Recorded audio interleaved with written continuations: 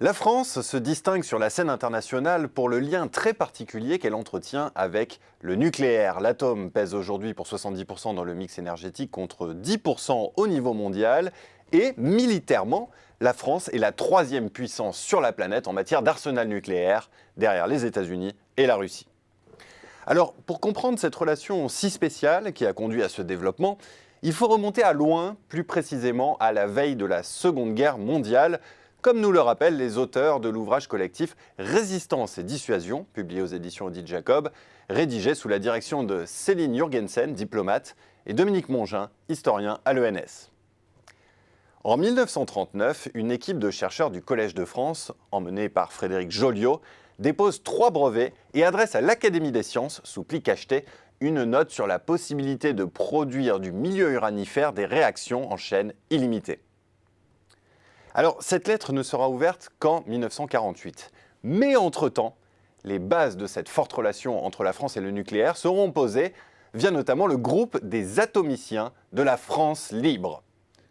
Dès que la guerre éclate, Frédéric Joliot parvient à convaincre le ministre de l'Armement de l'époque, Raoul Dautry, de mettre à l'abri le stock le plus important possible d'eau lourde, cette ressource stratégique rare et indispensable pour provoquer des réactions en chaîne. Il s'ensuivra une mission secrète vers la Norvège où se situait presque tout le stock mondial, mission au cours de laquelle les rusés français échapperont de justesse aux Allemands en chargeant la cargaison à bord d'un avion pour l'Écosse avant d'emprunter le vol pour Amsterdam qui lui sera intercepté par la Luftwaffe. Arrivés en France, les 26 bidons de 8 litres d'eau lourde seront cachés dans différents endroits, de Paris à l'Auvergne, avant de prendre la route de l'Angleterre, en compagnie d'Alban et de Kowarski, 2 membres de l'équipe de Joliot. Ce dernier, lui, restera en France pour s'assurer que l'occupant allemand s'accapare le moins possible ses travaux. À Londres, Alban et Kowarski vont poursuivre leurs recherches en collaboration avec les scientifiques britanniques.